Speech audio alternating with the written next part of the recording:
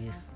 今回の動画ではオーストリア連邦鉄道のレイルジェットを開封していきます。牽引機のタウルス単体とレイルジェット基本4両、増結3両のセットです。2023年春発売が伸びに伸びて2024年1月発売となりました。客車は室内灯用の終電板などが未装備なのですが、付属品に終電板が含まれている製品構成です。他にもいくつかパーツが含まれています。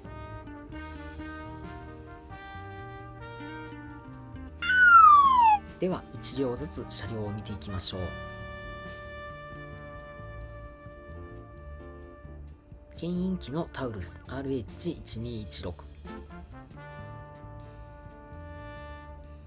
最高速度230キロの機関車です。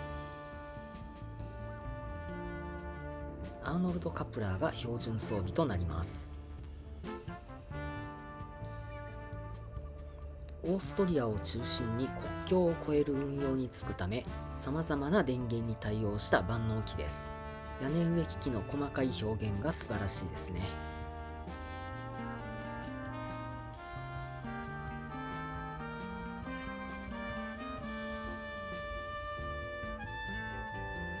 次は機関車の次に連結される2等車。機関車連結側は通路がなく、実車では連結機も他の中間車と異なります。機関車側にのみ乗降口があり、反対側は荷物置き場となります。他の2等車と異なり、トイレが1箇所しかない代わりに自転車積載スペースがあるのが特徴の客車です。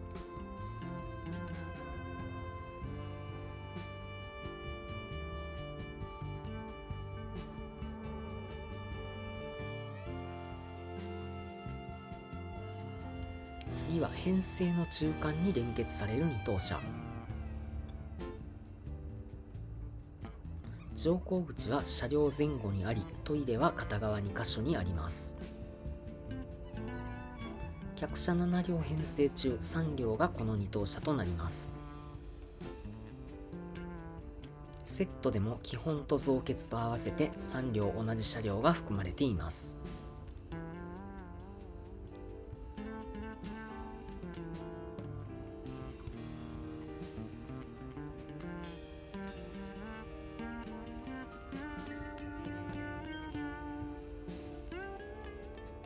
3両ある中間の2トン車と一見同じに見える2等車。この1両は乗降口扉が異なりますが、詳細が分かりません。製品はオーストリア連邦鉄道のレールジェットでしたが、セット内容は2等車5両なんですよね。チェコ鉄道のレールジェットであれば2等車5両で間違いないのですが、その場合客車の塗装は青になるわけで、2等車5両という編成もあるのかもしれませんね。詳細不明ですが次へ進みましょう。1等車とレストランです。日本風に言えばサロシーにでもなるのでしょうか。乗降口1箇所でバリアフリーに対応しています。補助リフトや大型トイレなど車椅子での乗車に配慮された作りの車両です。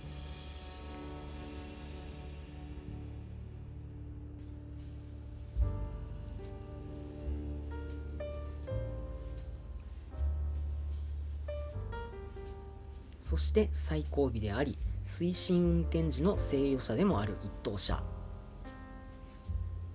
ビジネスクラスとファーストクラスを併せ持つ車両で、両端の乗降口はクラス別の案内表記となっています。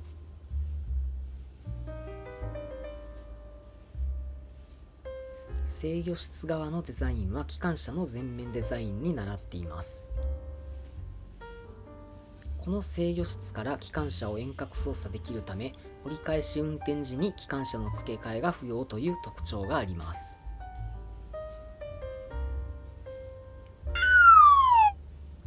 プラーはすべて伸縮式のボディマウントアーノルドカプラーです。日本のメーカーの車両のように台車マウントではないため、ボディマウントタイプの TN カプラーや加藤カプラーのような挙動が特徴です。欧州モデルの車両では主流のカプラーですね。そして台車はかなりすっきりしています。車軸周辺が寂しく見えるのは終電板がないからですね。